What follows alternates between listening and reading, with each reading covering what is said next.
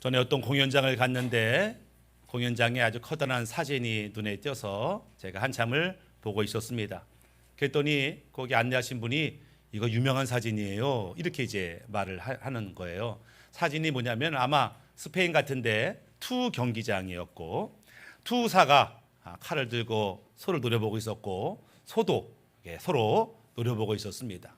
근데 이 소 등에 창이 세 개가 마타도르라고 하는 창이 이미 세 개가 꽂혀 있어서 피를 흘리고 있었어요. 서로 이제 마주보는, 째려보는. 그래서 이 투장에는 결국 소가 죽냐, 투사가 죽냐, 뭐 대부분 소가 죽지만 그렇게 이제 대치하는 상황이었습니다. 소가 아주 힘들어하고 있었고 이 투사는 자신만만하게 소를 노려보고 있는 그런 장면의 사진이었습니다. 가지고 그런가 보다 하고 이제 지나가려고 했더니 그 설명한 사람이 여기서 저 투사가 죽어요. 이렇게 이제 말을 하는 거예요. 그래요? 다시 봤어요. 아니 지금 소 등에는 창이 세 개나 꽂혀 있고 피도 흘리고 이제 얼마 있으면 죽을 것 같았는데 소가 지고서 아주 마음을 다 잡은 거죠. 이 소가 서 있는 그 자리를 케렌시아라고 불러요. 이 케렌시아는 투장이 넓지만 소가 가장 편안해하고 가장 안정감을 느끼는 그 장소가 있다는 거예요. 소마다. 그래서 걔가 거기서 대기하고 있는 거예요. 지금 창에 찔려서 피가 흘리고 있지만 그는 케렌시아, 자기의 안식처, 자기의 쉼터에서 마지막 일격을 준비하며 집중하는 그런 모습. 언뜻 뭐 저 소가 죽었나 보다 했던 거꾸로 투사가 죽었다 라고 하는 얘기를 들으면서 무척 그런 생각을 해보게 됐습니다. 우리가 인생을 살 때에 참 처절하게 사는 분들이 있어요. 참 힘들고 어렵게 사는 분들이 있어요. 마치 이 세상과 대치하고 있는 것 같아. 근데 어떤 성도는 세 번이나 창에 찔린 소처럼 기진맥진하며 헐떡거리며 마지막 일전을 준비하는 그런 모습의 성도가 있는가 하면 어떤 성도는 지금까지 승승장구하고 승리를 확신하고 담대하고 아주 자신 있게 서 있는 그런 성도가 있는 것 같아요. 우리 각자는 어떤 모습에 있는지 모르겠지만 이 땅을 다 떠날 때에 정말 후회가 없다, 감사했다 이렇게 고백하는 우리 모두가 되기를 주님의 이름으로 축복합니다. 아멘. 오늘 본문의 말씀, 이 시인이 아주 갈급한 상태, 아주 처절하고 절망적인 상태에서 이제 하나님을 부르는 그런 시입니다. 근데 누가 이 시를 썼나 봤더니 고라 자손이 썼대요. 고라 하면 떠오르는 사건이 있습니다. 이스라엘 백성이 출애굽하고 얼마 지나지 않아서 가나안 입구에 왔을 때 고라라고 하는 사람이 반역을 일으키죠. 모세 네가 뭔데? 아론 네가 뭔데? 이러면서 이제 반역을 거하고 이 고라를 따르는 추종자들이 하나님의 진노로 죽임을 당하는 사건이 있었지요. 근데 그때 고라가 죽고 그의 추종자가 죽을 때에 그의 가족들은 살았습니다. 왜? 그 가족들은 고라의 무리에 속해 있지 않았기 때문에 비록 고라가 반역자이지만 그의 아들 손주들을 하나님이 해치신 건 아니고 그래서 그 자식들이 살아 있었습니다. 이 성경 기록되고 아마 이 자손들이 율법을 읽을 때마다 들을 때마다 우리 할아버지 우리 조상 고라가 그렇게 하나님 반역했는데 아마 부끄러운 마음, 죄스러운 마음, 수치심을 느꼈는지 모르겠어요. 그러나 이 사건 이후로 이 고라의 후손들은 말씀대로 믿음대로 살기로 결단하고 지금 아름다운 시를 하나님께 올려드리는 것을 보게 됩니다. 처음에 제가 누가 썼는지 모르고 이 시를 읽었을 때 다윗이 썼나 보다 이렇게 생각했어요. 다윗이 쓴 게 아니었어요. 근데 왜 느낌 비슷할까 봤더니 다윗과 함께 사울 왕을 피해 도망가던 고라의 후손이 쓴 거고 그 장소는 엔게디 광야에서 쓴 겁니다. 주로 이 다윗이 엔게디 광야에 숨어 있었는데 아주 척박하고 뜨겁고 살기가 어려운 그런 광야 동굴 속에 숨어서 살았어요. 한때 사울이 다윗을 죽이겠다고 동굴에 찾아왔던 때가 있었잖아요. 그게 엔게디 광야의 동굴이었습니다. 그때 먹을 것도 없고 마실 것도 없던 그 광야 가운데 이 시인이 사슴이 마실 물이 없어 숨이 헐떡거리며 시냇물을 찾듯이 내가 하나님을 찾습니다. 하나님을 갈급하게 구합니다. 이런 기도의 내용이에요. 근데 이 시인이 하나님을 찾지만 지금까지 하나님을 안 믿다가 지금 찾는 거 아니에요. 하나님 없이 살다가 지금 죽기 쓰는 거 찾는 거 아니고 원래 하나님을 믿는 사람이었어요. 하나님을 예배하는 사람이었어요. 근데 지금 하나님은 어디 계시냐고 찾아요. 왜 그럴까? 지금까지 하나님을 사랑한다고 했던 그 하나님이 어디 계시냐는 거죠. 지금까지 믿어왔던 하나님이 지금 안 느껴진다라고 하는 거예요. 믿어왔는데, 하나님의 백성은 살아왔는데 지금 위기의 순간에, 절망의 순간에 하나님이 안 계신 것처럼 답답하고 절망스러운 상황 속에서 하나님 어디 계십니까? 제 기도 듣고 계시지요? 정말 나를 사랑하시지요? 라고 부르짖는 시인의 모습이 때때로 어떤 성도들의 모습을 떠올리게 하는 거죠. 어떻게 하나님 믿는다고 하면서 이런 기도를 들었을까 봤더니 이 시인이 하나님을 놓쳤어요.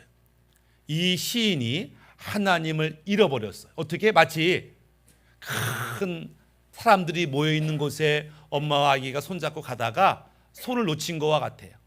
이 아기가 갑자기 엄마가 안 보이니까 엄마 하고 부르짖어요. 이 엄마 어디 있어? 라고 부르짖는 것은 자기의 생모를 찾는 게 아니에요. 내가 고아인가? 나의 친부모가 어디 있는가? 그거 찾는 거 아니에요. 얼마 전까지 나와 함께 있었던 그 엄마가 지금 내 눈에 앞에 안 보이니까 엄마하고 찾는 것이죠. 엄마가 느껴지지 않고 엄마가 보여지지 않으니까 이 시인이 지금 그런 심정으로 찾는 거예요. 내가 과거 뜨겁게 예배했던 때가 있었잖아요. 하나님의 은혜를 받았던 때가 있었잖아요. 근데 지금은 안 느껴져요. 하나님 어디 계신 거예요? 라고 부르짖는 모습을 보게 됩니다. 우리는 지금 하나님이 아주 가깝게 느껴지는 그런 신앙생활을 하고 있는가? 교회는 다니는데 하나님의 마음이 별로 느껴지지 아니하는, 교회 한 번 안 가도 별로 죄송한 마음도 없고 죄책감도 없고 두려운 마음도 없고 그냥 그저 그렇게 살아가고 있는 것은 아닌가, 우리가 좀 점검해 봤으면 좋겠습니다. 위기에 빠진 성도들이 저를 찾아와 상담할 때가 있어요. 목사님 어떻게 하면 좋아요? 이런저런 상담하다가 보통 그런 조언을 하죠. 이때 하나님 음성 들어야 됩니다. 이때 하나님 만나야 됩니다. 이렇게 이제 제가 고민할 때가 있어요. 그러면 반문을 합니다. 어떻게 하나님 음성 들어요? 이렇게 이제 반문을 하는 경우 제가 두 가지가 떠올라요.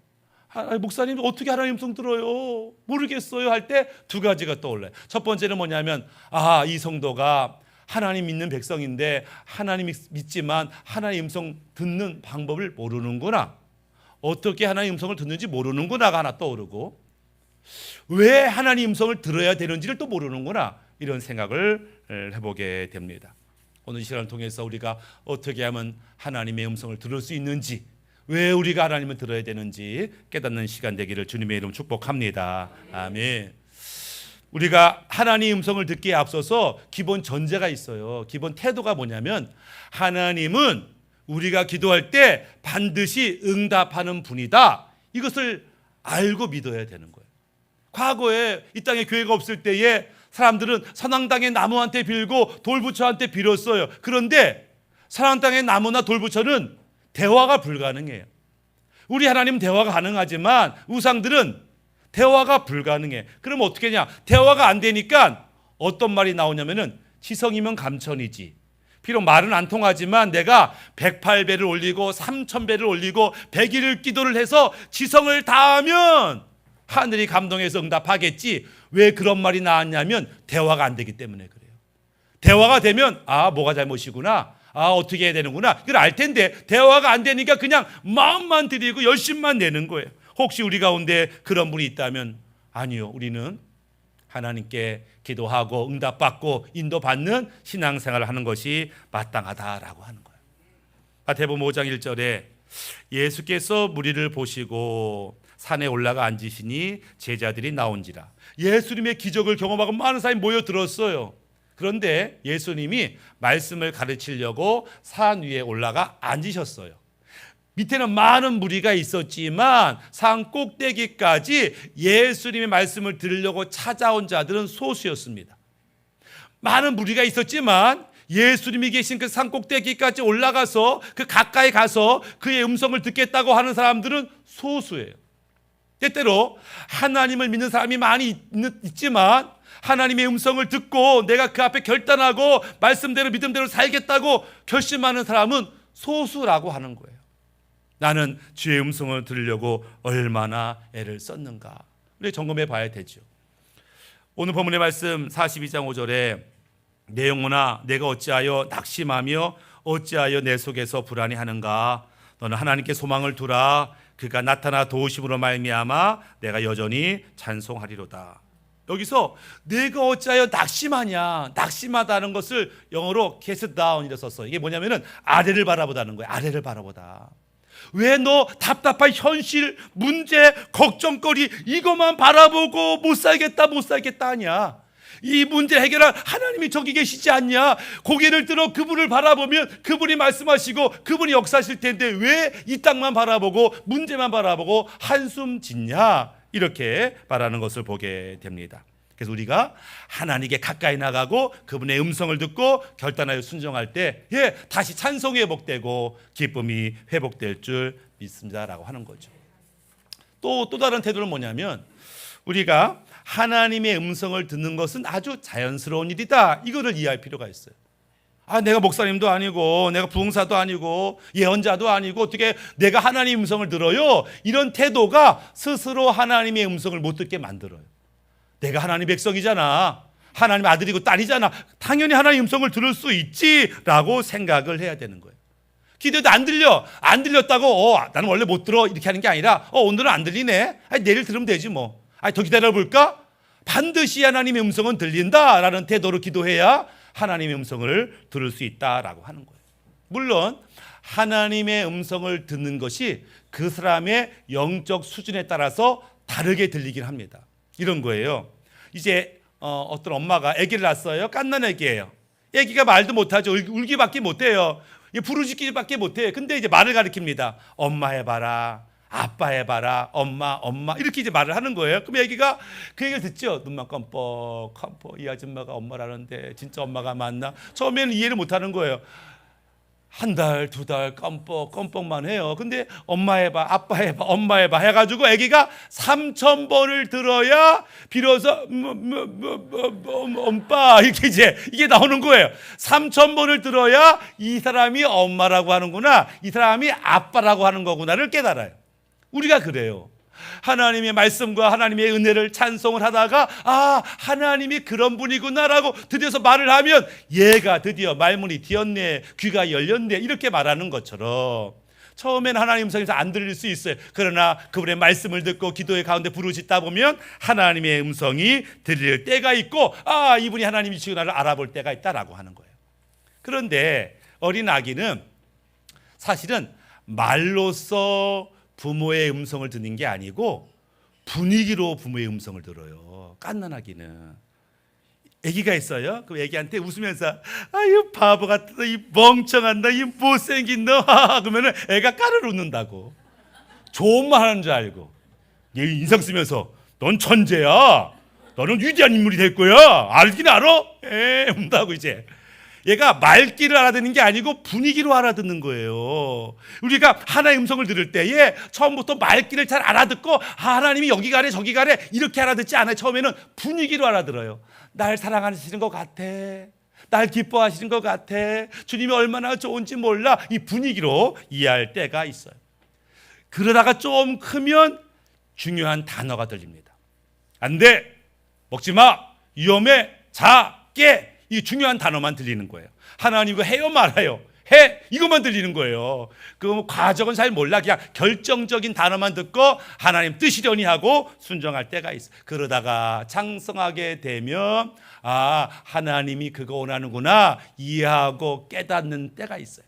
더 나아가서 단순히 하나님의 뜻만 깨닫는 게 아니고 그 말씀을 하시는 하나님의 감정, 뉘앙스도 알게 될 때가 있다. 하나님의 음성은 외국어가 아니에요. 일부러 우리 못 알아듣게 어렵게 말씀하시는 게 아니에요. 우리가 집중하면, 우리가 주님을 사모하면 그 음성이 들리는데 그 음성을 듣는 훈련을 우리가 필요하다라고 하는 거예요. 근데 어떤 성도님이 근데 목사님 제가 교회 다닌 지 20년 됐어요. 근데 여전히 저는 하나님 음성이 뭔지 모르겠어요 라는 성도들이 있다라고 하는 거예요.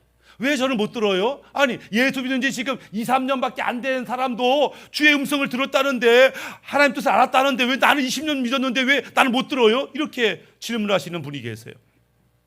그 첫 번째 이유가 뭐냐면 하나님과의 관계 때문에 그래요. 관계. 어떤 여자 집사님이 이제 결혼을 했어요. 이제 이제 시댁을 추석 명절에 가야 되는데 바쁜 거예요. 그러니까 시어머니한테 전화를 했습니다. 어머니, 내가 이번 추석에 가야 되는데요. 이 너무 바빠서 못 갈 것 같아요. 죄송해요. 그랬더니 괜찮다 이렇게 했어요. 그래도요, 제가 명절 끝나고 내가 시간 내서 갈게요. 됐다 이렇게 얘기했어요. 그 며느리가 그래요? 이래가지고 이제 명절도 안 가고 속편하게 명절 끝나도 안 갔어요. 그 다음에 몇 달 지나서 어머니 생신에 갔더니 지난번에 명절 때 안 왔다고 막 화를 내시는 거야. 아니 어머니 괜찮다며요. 됐다고 그랬잖아요. 아이고 봤더니 괜찮은 게 아니야. 된 게 아니야. 뉘앙스를 모르는 거죠. 어머니의 말투, 분위기, 성향 이걸 알아야 되는데 아니 어머니가 괜찮다며 난 죄 없어. 왜요? 관계가 안 돼 있으면 무슨 말씀하는지 모를 때가 있다. 하나님이 그래 네 마음대로 해라. 아싸 내 마음대로 하란다. 이게 칭찬이 아닐 수 있다라고 하는 거예요. 그래서 하나님의 관계가 되지 않으면 그분의 음성을 들어도 이게 무슨 의미인지를 모를 때가 있어요. 환상을 봐도 이게 무슨 의미인지 모를 때가 있어요. 예전에 그런 분들 다른 교회 성도들이 많이 찾아와서 목사님 상담 괜찮아요? 말씀하세요. 그러면 이제 찾아와. 그럼 뭔 얘기하면은 제가 기도 중에 이런 환상을 봤어요. 이렇게. 이게 뭔 뜻인지 모르겠어요. 그럼 제가 첫 번째 하는 게 있습니다. 그러면 그 환상 봤을 때 주님께 주님 이게 무슨 뜻이에요? 물어봤냐고. 안 물어봤는데요. 왜 물어보시지? 물어볼 생각 안 했는데요. 분명히 주님께서 집사님에게 권사님에게 환상을 줄 때는 분명히 권사님이 모를 줄 알고 환상을 보여줬다. 그러면 그 다음에 질문을 해야 되는데 얘가 분명히 이해 못했을 텐데 그냥 집에 가네. 주님이 당황하신다. 하나님이 나에게 뭔가를 보여줬다면은 그 다음에 물어봐야지. 그래야 그래서 날 보여줬구나. 그걸 대비하고 준비하라고 하는 거를 깨달아야지. 그걸 모르고 그냥 뭐 하나 보고 뭐 하나 듣고 와서 이게 뭐예요? 라고 묻는 것은 하나님의 관계가 지금 온전치 않다라고 하는 거예요.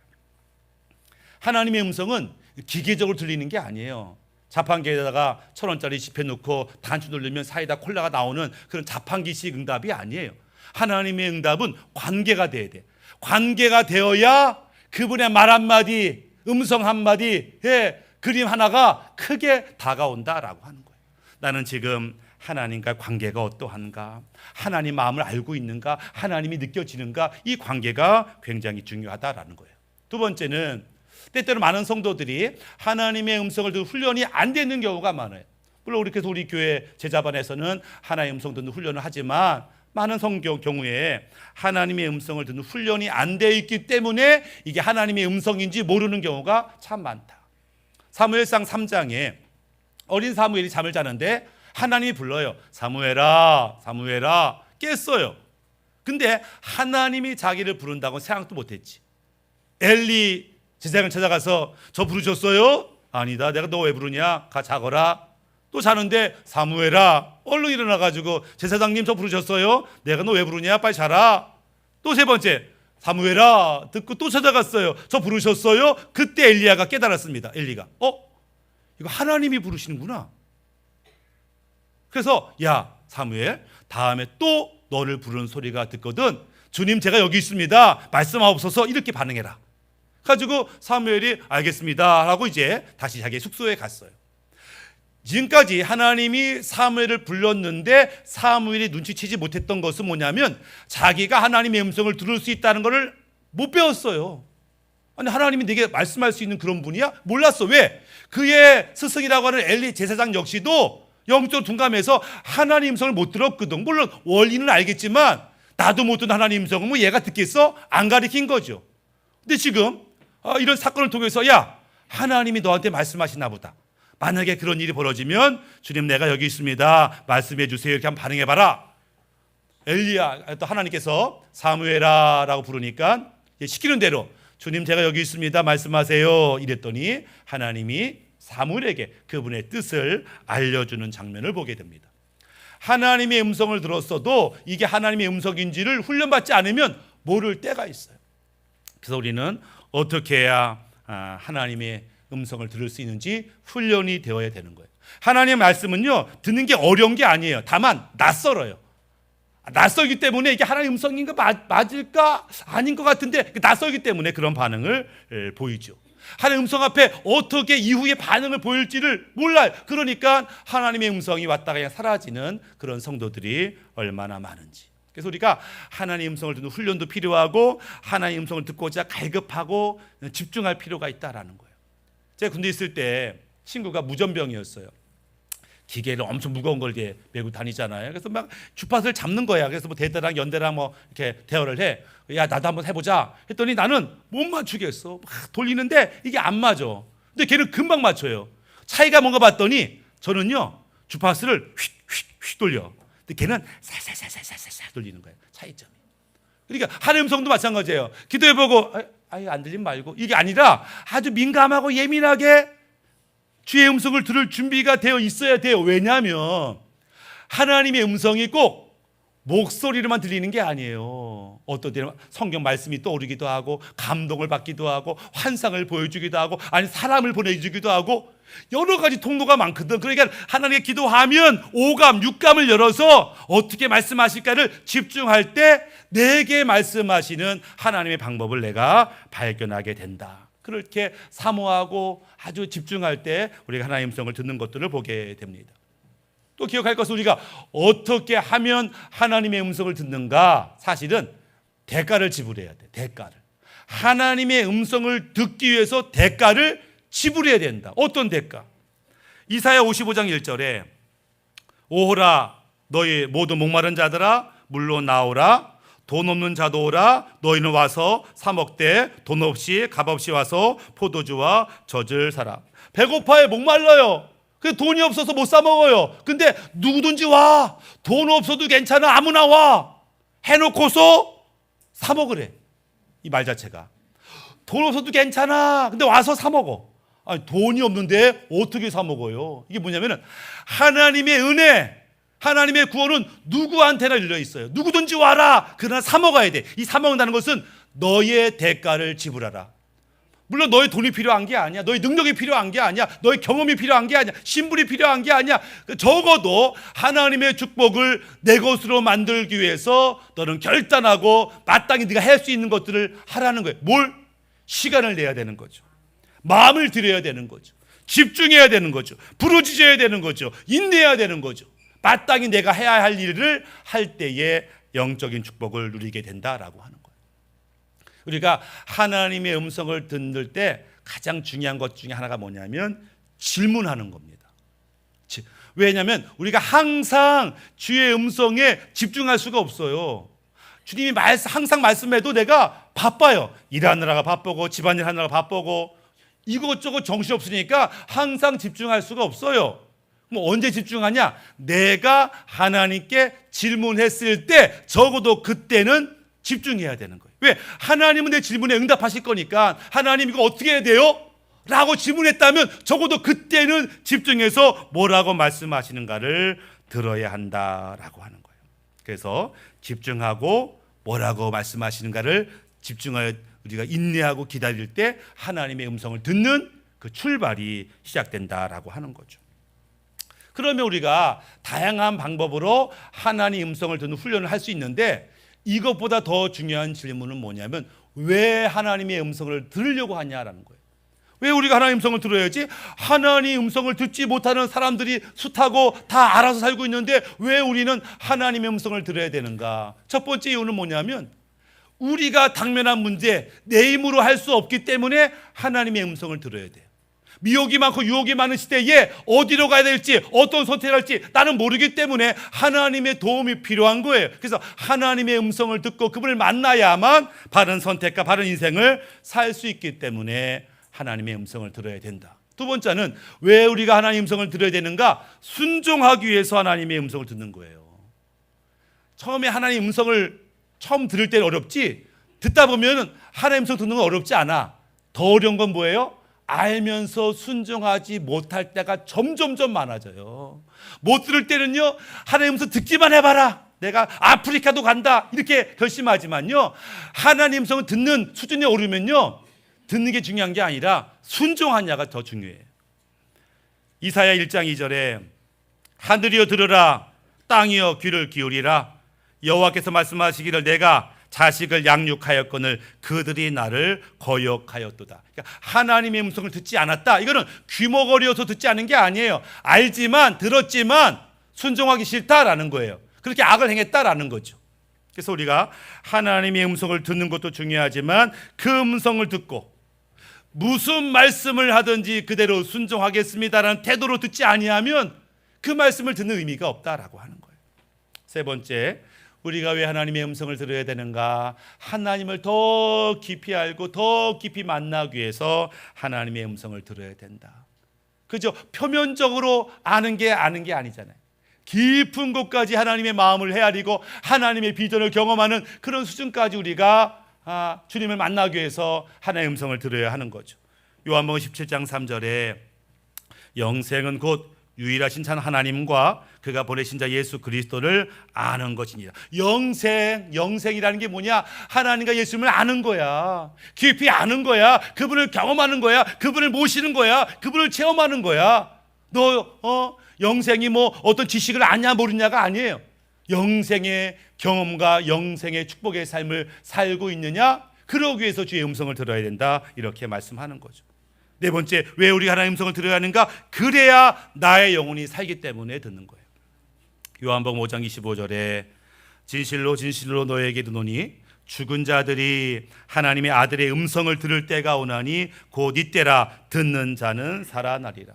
여기서 죽은 자는 영혼이 죽고 비전이 죽고 소망이 죽고 삶의 의미가 죽어서 사는 게 힘들고 답답하고 억울하고 속상한 사람이 하나님의 음성을 들으면 살게 된다, 살아난다, 활력이 생긴다, 이런 뜻이죠.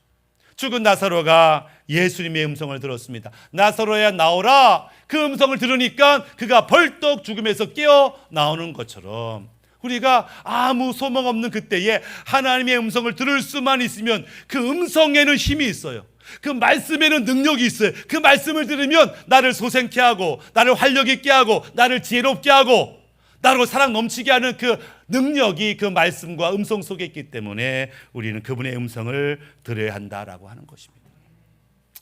말씀을 정리하면 고라 자손이 주님께 부르짖습니다. 하나님 어디 계세요? 어디 계세요? 우리 가운데 그런 사람이 있다고 한다면 이 부르짖음으로 끝날 것이 아니라 부르짖고 마침내 하나님 음성을 들어야 되고 깊이 하나님을 만나야 된다라고 하는 것이죠. 그러려면 나도 하나님 음성 들을 수 있어? 나도 하나님 만날 수 있어? 혹시 관계가 문제가 있나? 나의 태도가 문제가 있나? 하나님과 깊은 관계를 맺고 하나님이 기뻐하지 아니하는 나의 삶의 모습이 없나를 점검해보고 끊을 거는 끊어야만 하나님의 음성이 들려요. 한두 번 기도해보고 포기하는 게 아니라 들릴 때까지, 깨달을 때까지, 주님이 역사할 때까지 오랜 시간을 들이고 마음을 들이고 부르짖어 기도하는 그 대가를 지불하는 시간이 우리 가운데 필요하다라는 거예요. 우리가 하나님의 음성을 들어야 되는 것은 그래야 우리의 문제가, 인생의 문제가 해결되기 때문이고, 우리가 하나님의 음성을 들으려고 하는 이유는 무슨 말씀하든지 그 말씀대로 순종하기 위해서 듣는 것이고, 우리가 하나님의 음성을 들은 것은 그렇게 하나님의 음성을 들어야 하나님을 깊이 만나며 우리의 영혼이 살기 때문에 그렇다.